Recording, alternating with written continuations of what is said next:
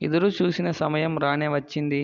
సోలోగా తమ హీరోని తెరమీద చూసి 6 ఏళ్లు గడిచినా ఆకలితో ఉన్న అభిమానులకు డబుల్ విందు వడ్డించేందుకు జూనియర్ ఎన్టీఆర్ ద్విపాత్రాభినయం చేస్తూ 'దేవరా' సినిమాగా అడుగుపెట్టాడు. ఊహించని దానికన్నా ఎక్కువగా అడ్వాన్స్ బుకింగ్ అరాచకం చేయడం చూసి ఎగ్జిబిటర్ల ఆనందం అంతో ఇంతో కాదు. ముఖ్యంగా 2 తెలుగు రాష్ట్రాల ప్రభుత్వాల నుంచి అర్ధరాత్రి ప్రీమియర్లకు అనుమతులు రావడంతో కనీవినీ స్థాయిలో 500 పైగా మిడ్నైట్ షోలకు పర్మిషన్ ఇచ్చింది. ఇది గత దశాబ్ద కాలంలో ఎప్పుడూ చూడని రికార్డ్. ఇక కావాల్సిందల్లా పాజిటివ్ టాక్ రావడమే. ఓవర్సీస్ తెల్లవారుజామున షోలు చూసిన వాళ్ల నుంచి సూపర్ రెస్పాన్స్ వచ్చింది. పూర్తి స్పష్టత కామన్ పబ్లిక్ ఎలా స్పందిస్తారన్న దాన్ని బట్టి ఉంటుంది.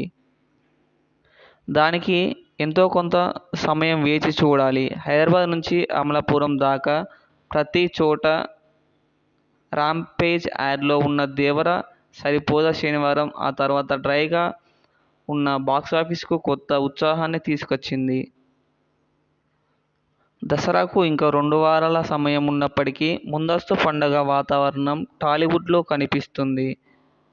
సోషల్ మీడియాలోనూ ఫ్యాన్స్ పరస్పరంగా శుభాకాంక్షలు తెలుపుకుంటున్నారు.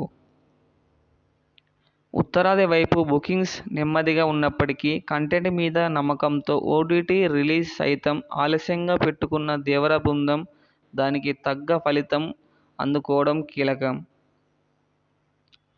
'RRR' తర్వాత అంతర్జాతీయ స్థాయిలో గుర్తింపు తెచ్చుకున్న 'తారక్'కు ఈ విజయం చాలా ముఖ్యం.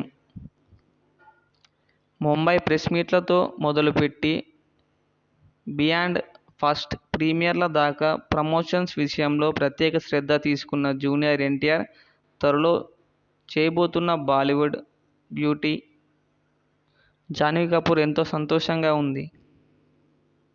రికార్డులు, కలెక్షన్లు ఇవన్నీ తర్వాత మాట్లాడుకోవచ్చు కానీ ప్రేక్షకులు ప్లస్ బాక్సాఫీస్ దారులన్నీ 'దేవరా' వైపే వెళ్తున్నాయి.